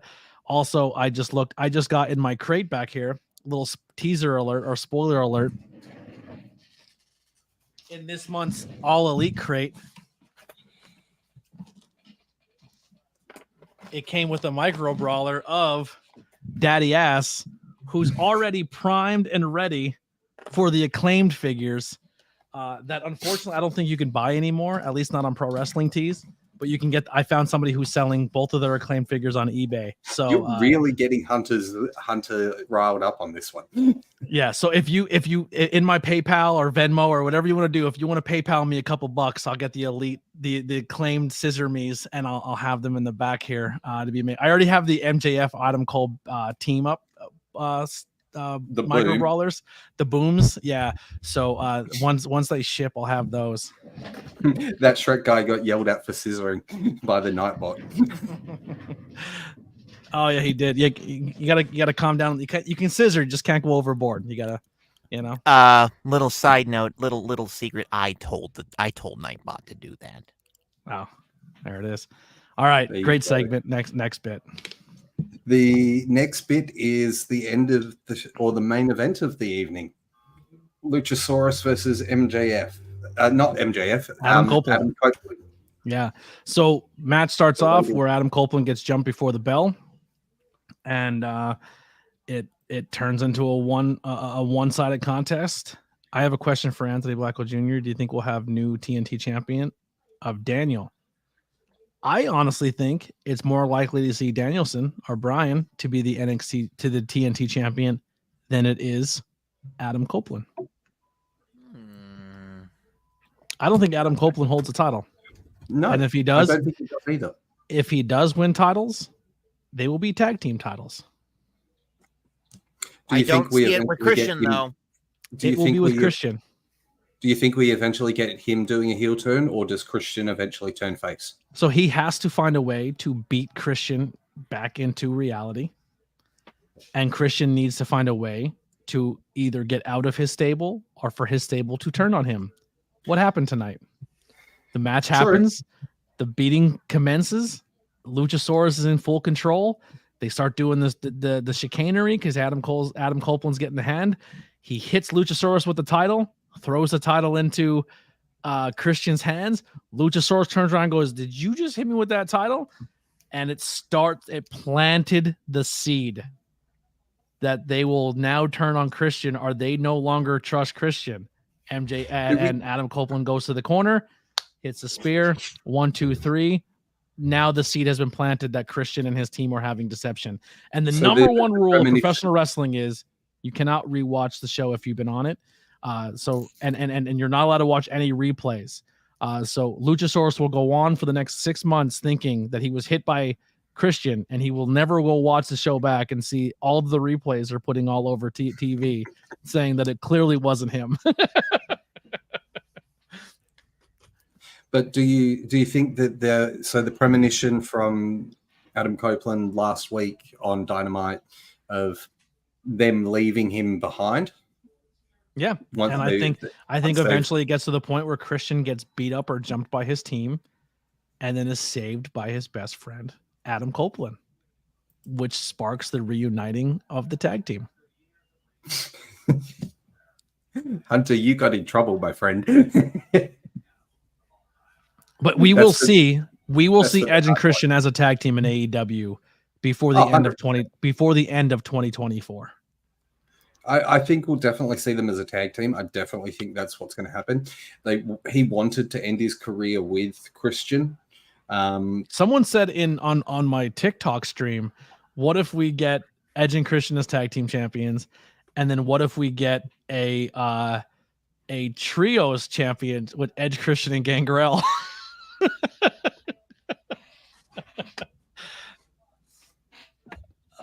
No, I would love it. I would absolutely love it. I would hate it. What? Yo, we've been begging for a Brood reunion, but we couldn't be doing it because they were not all in the same company at the same time. And it can happen now. It can happen. Yeah.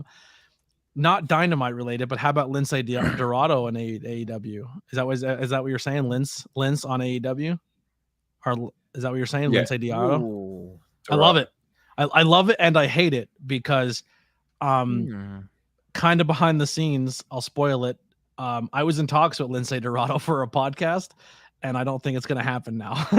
So that sucks. Fair enough. Yeah. Damn. It was worth a try, though. It was. He messaged me. He said he was down to do it, and then the thing came out, and I was like, so. And he goes, yeah. So I was like, all right, I get it. I see what it is.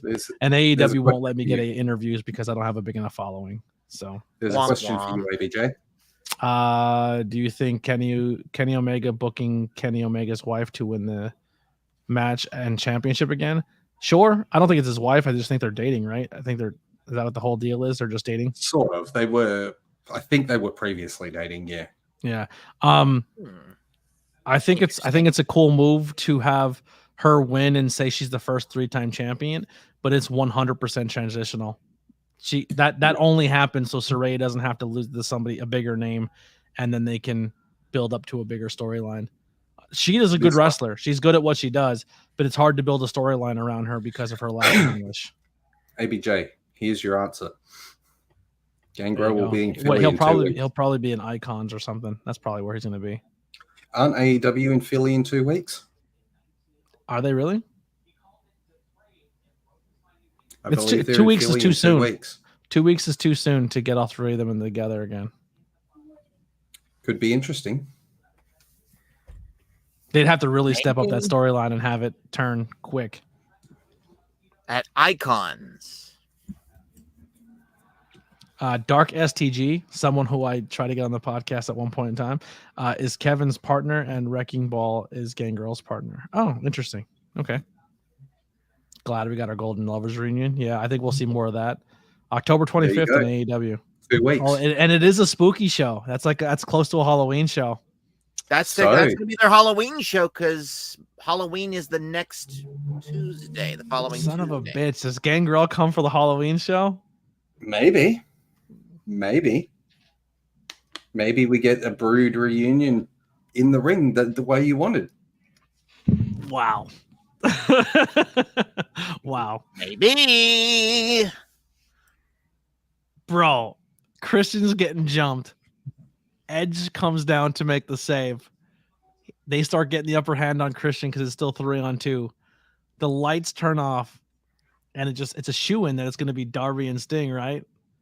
And it's Gangrel. It would be something that people would go, "What the hell?"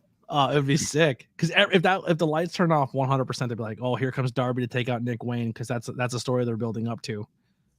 There you go. It's at the ECW arena. Yeah, that's where Icons is. The 2300 arena. Yeah. Thoughts on Cody and Jay as tag team champions? I fucking hate it. I think it's stupid. Nah. You got one more chance to join the show if you really want to. All right, we'll post the link one more time if you want to join. Last call for alcohol. If you want to come in and say hi or just talk wrestling with us for a few moments, or tell us what you liked about NXT, AEW, or just ask general wrestling questions. Come in and hang out for a moment. I've been here dwelling this whole time. Oh my goodness, Dana Jones is just everyone can answer these questions, not just Anthony Blackwell Jr. Do you think Moxley is the new AEW World Champion because MJF's contract will end in 2024?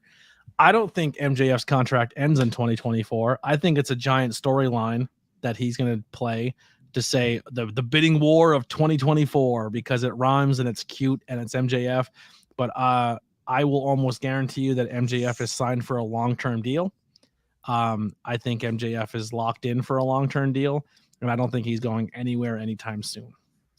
No, I agree with you there. He's a player in AEW now, and I think we're at a point right now where I think your John Moxleys and your Kenny Omegas and Chris Jericho's will not be your world champions in AEW for the foreseeable future. I think they're going to start rotating new talent. Mm-hmm. As do I. Yeah, House of Black can come back in Philly. That'd be cool. Actually, I'll give you. You want another teaser? You want another teaser? Oh, the Brood versus New Brood. He's diving into his pro wrestling crate. I agree with you, Stephen. House of Black could come back in Philly, and it would be great. This is the autograph for this month's crate. Oh. Dun dun dun dun dun dun dun dun dun dun dun dun dun. Brody King. Brody King. That's a nice one to have. Very nice one to have. He is also a vocalist of a band. Yes. Hatebreed, I believe, is the name of the band, right? No, it's not Hatebreed. It's Metallica, right? Yeah. No, God's Hate. What am I saying? It's God's Hate, isn't it? Yes, it's God's Hate. Why was I thinking Hatebreed for some reason? It's all the same. They all scream the same stuff. We do not. We do not. Pterodactyls! You heard my intro music. I met Buddy with Guy. I met Buddy too. I commentated Buddy's first match back on the independent wrestling scene at PPW.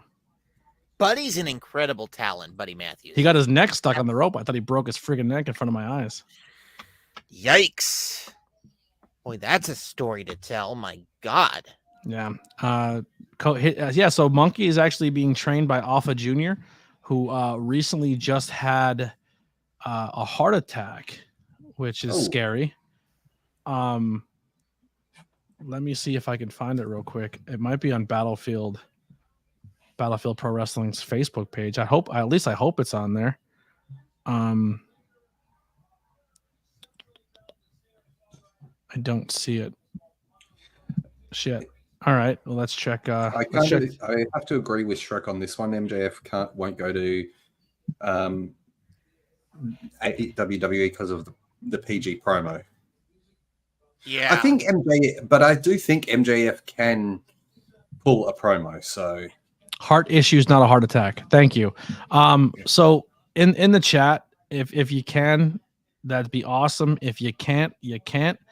But Alpha Jr. is currently fighting for his life at the moment. Alpha was rushed to the hospital on Saturday, September 23rd, finding out he has a severe and unexpected complicated cardiac issue. He went through many tests and cardiac procedures, and his heart is ejection fraction is only working at 35%, and his heart is filling with fluids by the hours. He has an extremely large road to recovery and has a lot of medical bills and medical attention needs. So they're asking for anything you can give. So if you can go and donate to that charity on GoFundMe to help Alpha Jr. He's currently running his own promotion, his own school. So there's a lot of people that are banking on his promotion to keep going because it helps the next generation of wrestlers. And also the guy has to pay his bills and has to, he has a bunch of amazing kids. His kids are the sweetest children I've ever seen in my life. So if you can, donate to that GoFundMe. If you can't, just copy that link and share it on your own social media and just ask if anyone that on that side can help, and anything helps. So yeah, help out Alpha Jr. I worked with him numerous times. He's a nice dude, and anything helps out. Like I said, if you can't monetarily do it, just share it out. There's another question for you. Do you think we will see Wardlow as an AEW World Champion at any stage? If you want to talk about a bidding war of 2024, that's the guy that I think is that could be jumping ship if not done properly. Yeah, I can possibly see Wardlow as a champion. The only thing that holds that back is they've tried numerous times to book him as a champion and it never really paid off. We lost RAZ. I'll hold it down for a second. Now we're gonna take over the world. It's our show now. Let's go, Hunter. It's us. Sorry guys. No, I don't. I think that's the only thing holding Wardlow back is his last couple title runs have been pretty lackluster. So to put him with the main title may not be the smart move. ABJ, we have a friend of yours in the backstage area. I'm going to bring him in right now. No. Do do do do do do do do. Yes. Sir. No. Jorge. I saw this guy's first match. Welcome. And I was impressed. Super talented. What's up? The first match that I had? Yes, the first match that you had at the Sanctuary. Who was that? Where he tried out and he was the fan that got pulled out of the crowd. Yes. That was 100% legit. We didn't plan that at all. My first solo match was with Xander. My first match was with Andre and Vince. Never heard of that kid that first one you wrestled. Any good? Is that kid any good? This is pretty cool. He does this sometimes, and it's so cool. Yeah. Everybody for it all the time. Usually, this is a bad sign. That means get the hell out of here, right? Get the doctor. Yeah, get the doctors. Oh, yeah, but no, Did you watch? Shoot from the hip. All right. Anyway, go ahead. Yeah, the Sanctuary has treated me very well since my first match up until always. They've treated me very well. I love it there. That's my home. He's working super hard. This kid's I've been watching his work ethic. He's killing the game. I'm very excited to be the voice of his career so far. So keep following him. I appreciate it. Get your social medias together, you psycho. Half and half. This kid is here 5 months. He's got streamers, he's got big banners, he's got merchandise, he's got his own custom championship, he's got all this stuff. He doesn't have a Facebook page yet. But he's got ABJ promoting him. You got to get on all there. I do didn't make a different account. I have the account that I have is the same account that I had when I was in 6th grade. You have to make a like page. You have to make the Jorge Guapo like page. And then change your Twitter and your Instagram to Jorge Guapo. Your real name's dead. Just get rid of it. Yeah. Keep your personal Facebook, make a like page, and then just change your Twitter and Instagram to your worker name. It makes And sense. speaking of Samoans, you're part of the Samoan SWAT team. That's true. Yeah. I don't know who doesn't know it, but I'm honorary SWAT team. I wrestled at WXW. So when he was saying I'm a stunt fighter, I am a stunt fighter, but I did make my professional wrestling debut in New Jersey at WXW. First, Nice. Samu. Shook Nice. Samu, rubbed shoulders, became an honorary Oos, and I'm Samoan. Look at you. He's the only member of the Samoan SWAT team that's Mexican. That's right. But white people don't know the difference, so it's fine. Yeah. Before you know it, you're not wrong. You're not wrong there. before you know it, Jorge will probably become a part of the bloodline. That's what I'm saying. I'm coming And in. nobody will know the difference. Nobody. White people are like, it's the same thing, right? Like we thought a Samoan was Japanese for 15 years. You're telling me Santos Escobar and Jimmy Uso can't pass off his cousins? They 100% can. I'm in there. Samoan SWAT team, baby. How many honorary Ooses is there? Anyone who is blessed enough to have a Samoan call them Oos, you're an honorary Oos. Sami Zayn's is a Samoan, apparently. Yeah. Honestly, that's why I do this. Like, that's a 100% tribute to the Samoans. Like, when I do my little, like, I don't mean to do it. It's just as a wrestling fan, it's either the Schnucka or it's this, and I always latched onto this. I'm Irish with a little bit of Italian. Back when Rikishi was starting out, he would always do this, and that was to acknowledge his kids. Mm-hmm. He did it 3 times to acknowledge his kids. Yeah, that's pretty cool. Yeah. How about you guys really don't like Cody and Jey Uso together? No. So here's the thing. He's new to the business, so he's a worker. But this kid is a giant fucking mark. Like, he's horrible. He's so terrible. Like, if you watch him wrestle, you can tell he goes home and just beats it to Seth Rollins. Like, that's all. But no, the thing is, though, everybody else who's not a mark, who claims that they're not a mark, just likes the heels. They love heel work. We're all marks to an extent, but some people go overboard still. But most marks are like, oh my God, Cody. You know what I mean? I love Cody as a human. I think as a human being, Cody Rhodes is a top-notch human. He's amazing. I just never attach myself to those characters.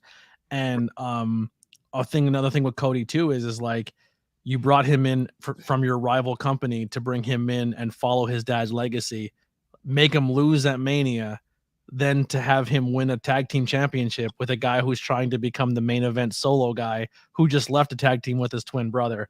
It's just, I think, and you take the titles from Judgment Day, who's your next top stable in the company.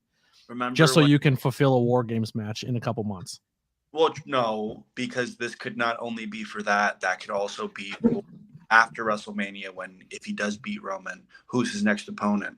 Jey Uso. Jey Uso is a tag team champion with him. That creates storyline there as well. It reminds me a little bit of John Cena and Shawn Michaels when they were tag team champs. Yeah, hated that too, and I'm a Shawn guy. Well, here's another thing that annoys the shit out of me, right? You have all these WWE fans and wrestling fans who go, we're fucking sick of 2 singles guys being forced together to be a tag team when you have actual tag teams in the tag team division that you're not using, and everyone hates it. But then when Cody Rhodes is involved, they're like, actually, I kind of like it. That means we can do the thing, right? No, I don't like it for their characters. I understand why it shouldn't be liked, but the chemistry that they have when they're like, it's like something that's like, oh, that doesn't sound like it would be good. But then when you watch them together, it's a good fucking tag team, and they're 2 legacy guys. They're guys who are. We both know their dads. We both know their family. We both know. So it makes sense in that department. And you can't do the legacy that you want because one of them's in jail and no one really likes Curtis Hawkins, which is upsetting. So you can't really do that version of legacy. And the other guy that you can do it with is still recovering from back injury at Randy Orton. I can't wait for Randy's return. He's at the PC. Yeah. putting in that work. I hope so, at least. We have another wrestler in the chat. Jay Messiah hanging out with us. Look at that. Jay Messias doesn't want to see me for the spotlight title. Ooh, first Friday, fight. Talk about that spotlight title, but you don't want to see me for it. Shots fired. Yeah, Jay, come back to the Sanctuary, get that smoke. I want to see that match. I haven't seen him at the Sanctuary since I've been in the spotlight title conversation. Yo, come get this title off him so it's and get the feathers off it. His title looks like it's like a mummer, like in the Philadelphia Mummers Parade.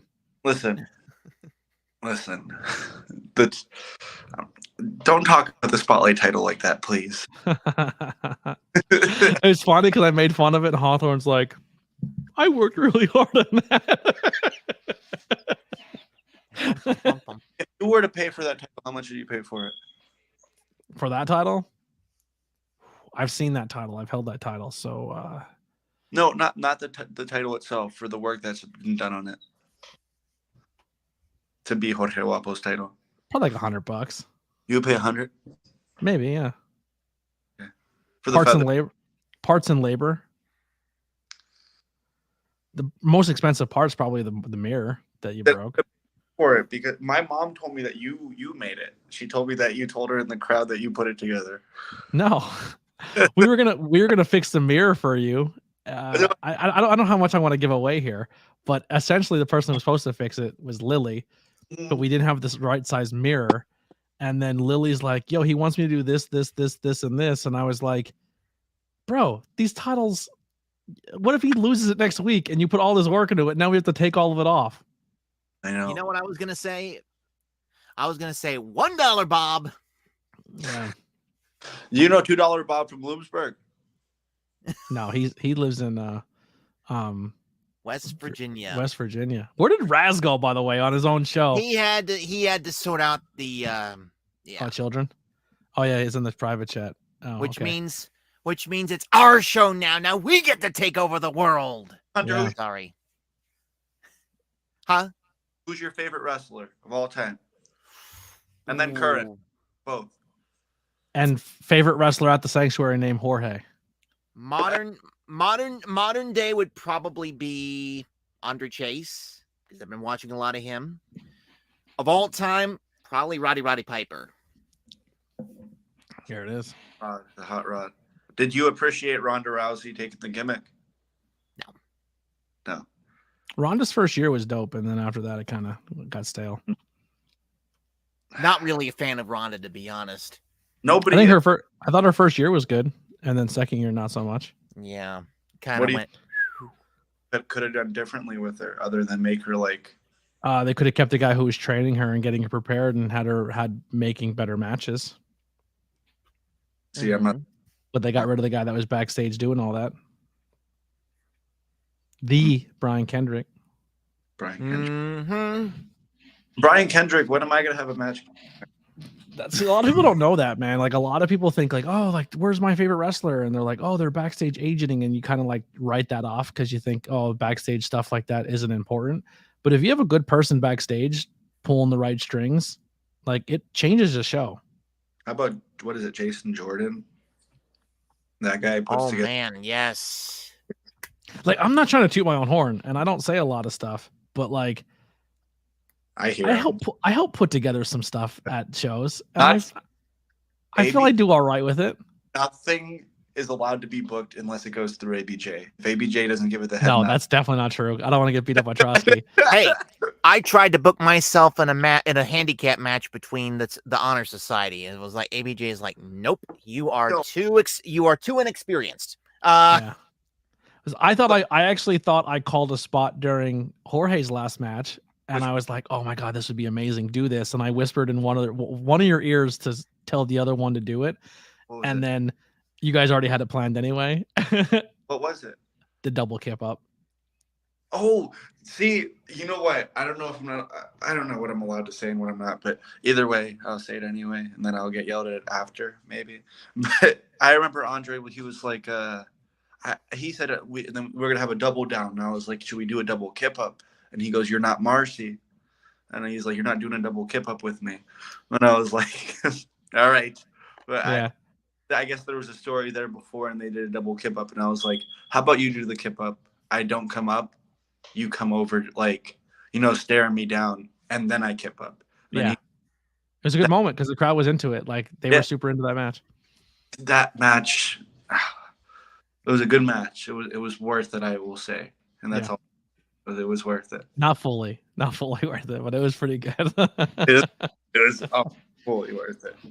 No, there's a lot that there's parts that I wish I could take back, but I wouldn't to take back the whole night if that's what it meant. That it was a match that after the fact I feel different as a performer like that. Yeah. No, matches like that are what are going to make you better performers overall. Jesus Christ. I don't know what happened there. Christmas. What was that? Like the power bomb off the apron? Great spot. Well, I don't know. I can't bring anybody in. I don't have access to it. Oh, there's Raz. Yeah, sorry. The little one decided he was going to destroy one of the cupboards. So, how old is he? You're moving out. He's soon. 3. So, oh, there we go. DM in the chat. What's going on, guys? Not much, man. Can you guys hear me? Because I remember last time the microphone thing loud was... and clear. No, Whose we smoke can hear detector's you. beeping? I thought I heard a smoke detector beep. Mine does. It ain't mine. My smoke detector will always be not changing it. Isn't that a standard thing in American households? Yeah, everyone's smoke detectors beeps. Yeah, especially in American Latino households. And African American. See, I wasn't going to go there. I wasn't going to go there because you ever see the TikTok joke where they're like, "Yo, that's messed up, man. How you consider beep?" It keeps the rhythm in the household. Lily's also Hispanic, and hers beeps all the time too. So yeah, go support the ABJ merchandise and RAZ merchandise. I got some right there. Yeah, he's got both of them hanging out back there. Yep. What'd you think of tonight's shows? I mostly watch NXT, but I love the NXT main event. I like the NXT main event where the Undertaker after the matchup, the Undertaker actually came out and he did the badass Undertaker with the motorcycle. I thought they weren't even gonna fit the motorcycle in that tiny little spot because the NXT studio looks like a small studio. That's because it is a small studio. It's the performance. It's part of the performance center. People attend those shows. What's the capacity there? Is it a couple thousand? Like 2,000? Yeah, around there. Probably like 1,500. That's what I was thinking. Yeah, because it's probably it's Full Sail University, or is it actually the performance Capital Wrestling Center? Capital Wrestling Center. Okay. So yeah. The spot was cool though. Undertaker actually coming out and putting hands on somebody was. Braun Breaker. He put his hands on. Braun Breaker was talking shit about him, and then all of a sudden, the Undertaker broke, and he's dead. Yeah, it was a good one. I liked it. I liked NXT all around. I didn't watch AEW. I don't really watch AEW often. I am going to because Edge is on it. But if NXT makes those type of episodes happen, I won't watch AEW for nothing because they packed that episode up with. It was basically. Do you watch Impact? No. Because there was an Impact show. There was an Impact show in White Plains for Impact 1000, and I was gonna go to that, but I actually went to a WWE live event at White Plains at the same place that Impact 1000 was at. Yeah, that was recent. Yeah, so I literally when I was at the event, I literally have pictures of literally of the sign that literally says Impact 1000. So, they're saying about 300 people fit into the Capitol Wrestling Center. So No. yeah. So it's not much bigger than, honestly, it's not much bigger than the Sanctuary. We need to get 300 people at the Sanctuary. They need to put those two side spots where the pews are. The only way we're getting more people is if those pews come out and they put like bleachers. Yeah. But the Sanctuary is an old church, isn't it? Yeah. So as you can see, that's the pic when I was at the Westchester County Center. You can see there was signs for Victory Road and the Impact 1000 for that September. But this was back in June. So it was like a long time away. September was very far away at that time. 801 subscribers. Whoever's that one that just subscribed, thank you. Put me over the hill. Yay! Yeah, it's like tickets are like Saturday Night Live. They give them away for free, but then people sell them aftermarket if people really wanted to be there. Or you get those people on radio stations that give away $1,000 for free. So we're going to wrap this show up very shortly because we're almost at the 2-hour mark, and we've pretty much gone as long as Dynamite. Except they went over tonight because they went like 15 minutes overtime. Well, unfortunately, I couldn't see AEW because of something that I did yesterday. But we're done. We're over with that, and now that won't happen again. Oh, Lily got in trouble. Oh. Yeah. What did she spam? Oh, clapping. I think it was a clapping. Listen, you have to be careful. The clap's contagious. And on It's not as contagious apparently as the scissors. Oh man. Hey Jorge, I think you should join the Discord. We literally talk in the Discord all the time. There you go. I don't have Discord. Download Discord, make an account, and join us. I made this account just now to get into it. The StreamYard one. There you go. If you guys want to come hang out with us, download Discord, join that link, and immediately following the show, we'll be in the lounge hanging out. What do you about Crispy? We have a lot of conversations. We kick Crispy out. He doesn't Crispy hang out. in there. Crispy's in there. Torres is in there. They're barely there. They're barely there. They're barely there, but they're there. Yeah. They're What do you got there. about Crispy though? Oh, Jorge Guapo, Sunday, October 29th, episode 7. I'm James Ives. just who I mentioned. He's booked. He's booked already that show. You got to come on a first Friday. Next first Friday. First Friday, even if I have a match, I'll do another match for Jay Macias, baby. I'll be there. Friday, November the 3rd. Jorge, I'm gonna give you the main screen, promo your stuff, okay? My He has stuff. nothing to promo. He didn't make any pages yet. It doesn't matter about Go. pages because when Jorge Guapo is in the building, that's all they talk about. Jay Macias, Chris P, Vince Torres, Andre Paulino, Wild Child Rocco, Your shirt off. Precious, Zach Sander, anybody could get it because all of those people have fallen to me. Jorge Guapo, I am the people's champ. I am Oaxaqueño. I am everything that you would want in a stunt fighter, and I bring it every single time I show up. You guys can be there or you can't, but either way, I'm going to perform. And either way, I'm going to have that Spotlight Championship around my waist because I'm Jorge Guapo and I'm him.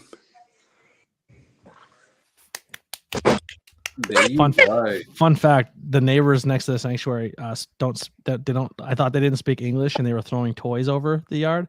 I was like, "Oh man, they're Spanish. I don't think I could be able to communicate with them." I was like, "Jorge, come out and help me out." And he walks outside and he looks over the fence and goes, "I don't know Spanish."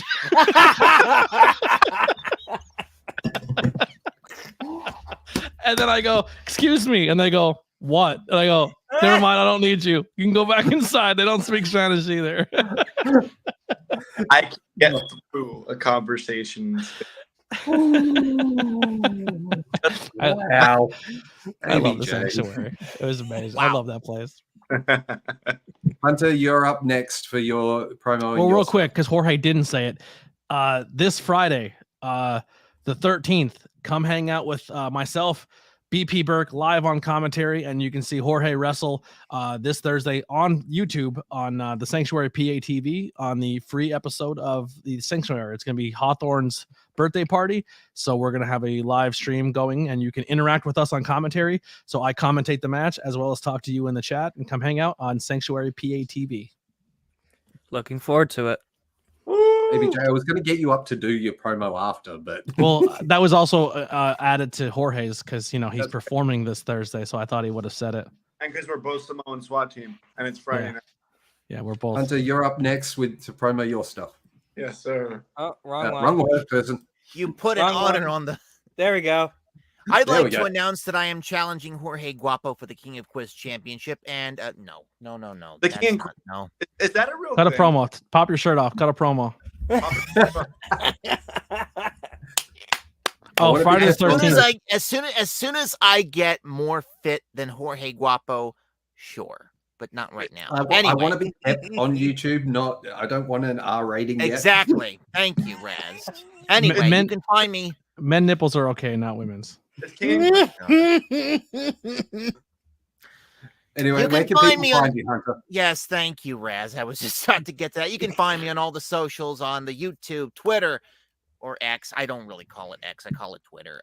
Instagram, Threads, Twitch, and YouTube at HunterDillon95. You can follow me there. I stream Friday nights and sometimes Monday nights on Twitch. As a matter of fact, I'm going to be on Friday night doing It's Quiz Time. So if you guys want to play along, play against me, and try and take my throne as King of Quiz, hey, you're more than welcome to. I'll be there.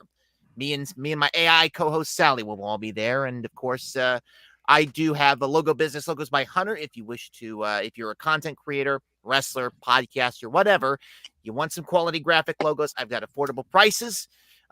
Hit me up, DM, Twitter, Instagram, Logos by Hunter.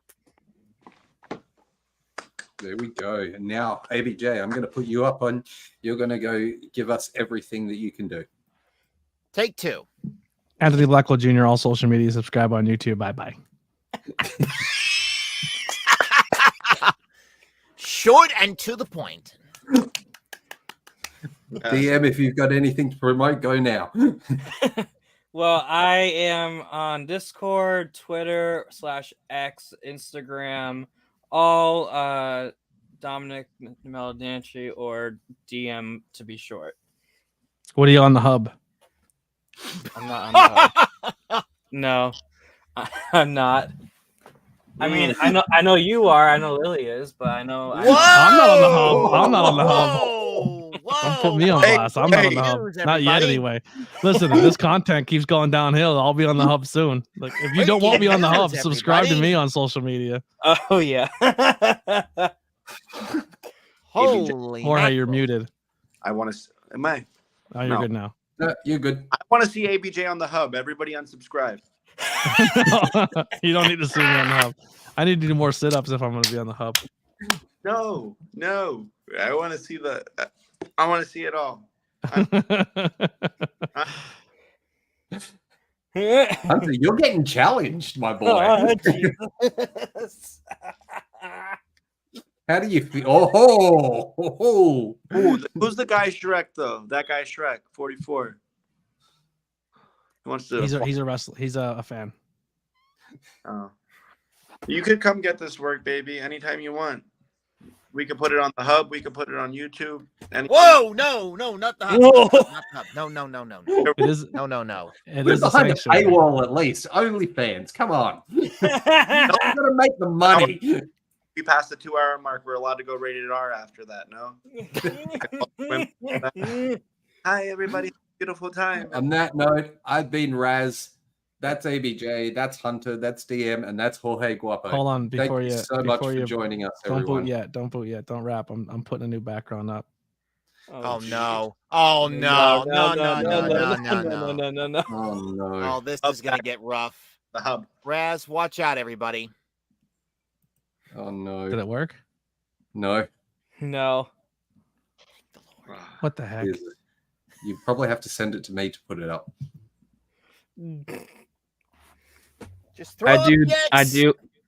I do have Great. promotion. God. I do have a promotion where if you want to join Team Convoy in American Truck Simulator, just do www.teamconvoy.com and join Team Convoy for There's American only one. Truck There's only Simulator. one podcast you should be listening to, and that's only Oh, there it ABJ. is. Oh God.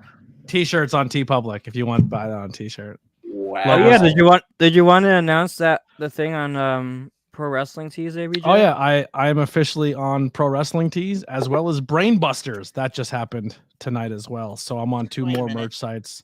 Wait a minute. Yeah. Yay! Hunter, apparently you're going to be the meat because it's 2 dudes slapping meat. 2 meaty men slapping meat. And we're canceled. It's been fun. Anyway, roll the credits. Thank you, Barry. Like Raspberry, thank you very much. Thank Yeah, you. Raz, thanks for doing the stream Oh, tonight. thanks for coming out, Jorge. That was a nice surprise. Yeah. Take care, everyone. We will see you again in probably next week. All righty. Good night, boys. Oh yeah, congrats on